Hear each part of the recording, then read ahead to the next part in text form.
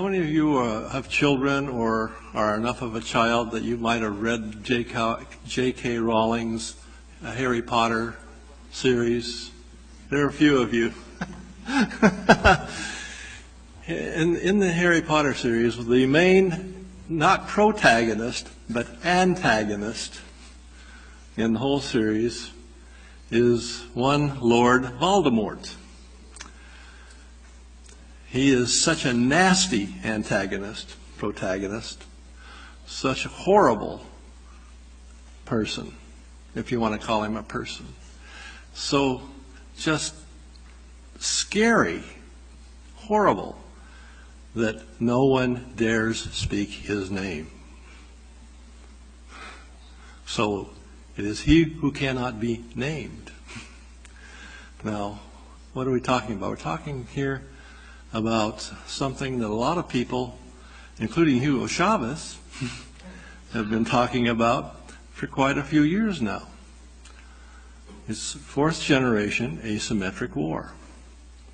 And whether we like it or not, whether we're prepared for it or not, or whether we want it or not, it's here, it's with us. We are dealing with it. We are engaged in a fourth generation asymmetric war. Now, what is war? War is the compulsion to accept the enemy's will, compulsion.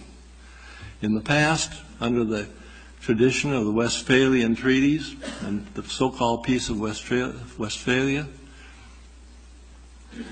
the idea was that war was between two nation states, or maybe an alliance of nation states against another alliance of nation states, but it was a nation state sort of thing. And furthermore, it was a military sort of thing. Flags flying, uniforms resplendent, crossing the sovereign borders of another country to take a province or a market or maybe the whole thing. But under current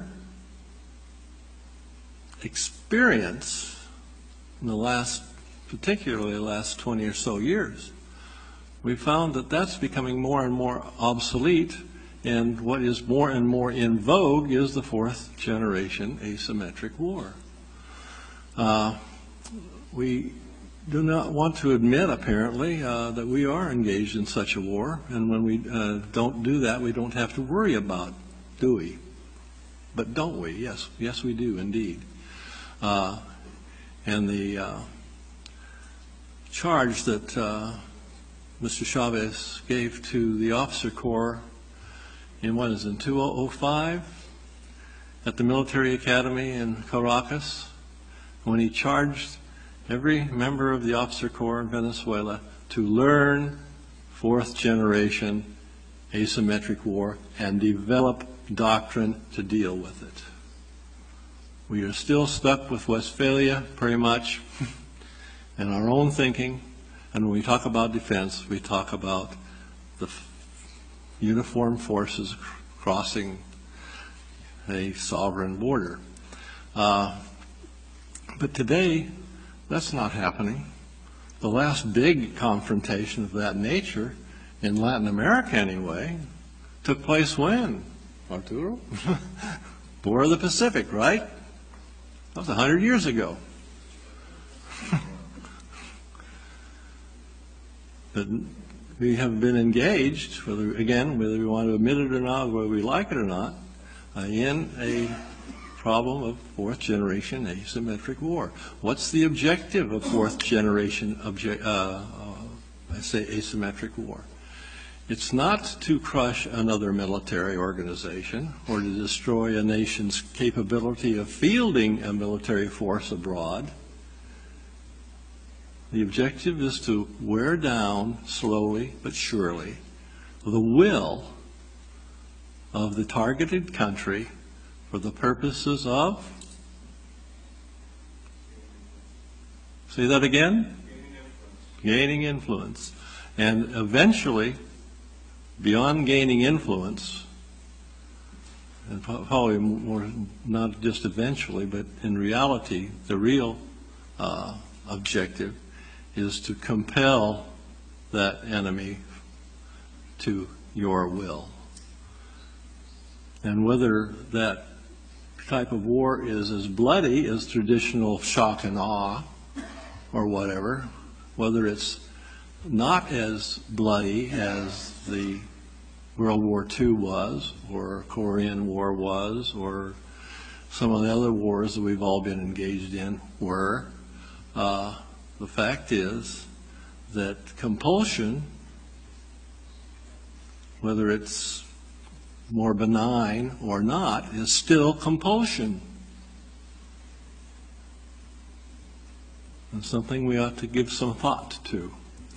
Now then, our objective is to control or strangely come to the point of influencing another enemy or entity to your will. The common denominator in all this is a thing we call destabilization. We don't run uniformed forces across borders anymore, or not very often anymore anyway. And military forces are not uniformed. They're not all male. They're also female. They're not all adult. They're also children. And we've got to understand these things, and we've got to deal with them. And the only way we can deal with them effectively is because, since they are transnational problems, what kind of solutions do we need? Ta-da! Transnational solutions. And Ambassador Naudi has suggested not only that we go that direction, but we take another step further. We have to use brain power. Brain power is the main weapon in this context. Brain power. Smart power. It's not firepower. What took down the Berlin Wall? Tanks, artillery, airplanes? No, the German Deutschmark. Ta-da!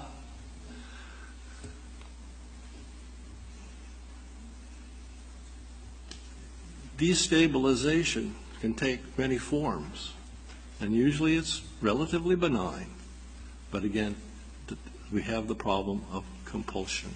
And it compulses us to where, and what happened is the idea of the creation of a failing state. That's the other word that we dare not speak. War and failing state. We don't want to use the term because we maybe politically correct enough so that we don't want to offend anybody.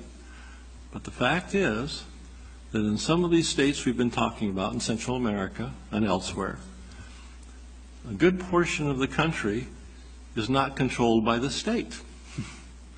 And that's a definition of sovereignty, a definition beyond what has been talked about here. Sovereignty is the control of the territory and the people of a given recognized political entity. If the state doesn't control all of its territory, the question is who does? We use the term ungoverned territory quite often. We've sophisticated that a tad, and now we're calling it alternately governed territory. But the point is, it's not the state that's doing this. It's non-state groups, belligerent, violent, and kind of nasty like Lord Voldemort. And over a period of time, you create a failed state. And then you can, with that, you can step in and take control of that state. Not only take control of it, but go a little beyond, perhaps. And then what happens to the state? It just doesn't wither away. It still exists. Somebody's going to have to take care of it if nobody comes in and takes control of it and runs away with it. Haiti comes to mind. letting Haiti fail has been a terribly expensive process for the West. Other countries have been known to become criminal states. New people's republics. In a situation like this, it's the last man standing, no matter how badly he's been beaten, the last man standing is the victor. And it's a little dicey, and I know that there may be some problems with this. I'm taking too much, not enough time, but too much in any case. But here, a couple of words for our vocabulary for the next while. War is compulsion, whether it's non-lethal or if it is lethal as what we've known in the past. The other word is failed state or failing state. It's not an event, it's a process. And if you do it slowly and quietly enough, people will go to sleep, in the words of one of my favorite philosophers, Hugo Chavez. If you do this well enough, long enough, slowly enough, benignly enough, your enemy will wake up dead.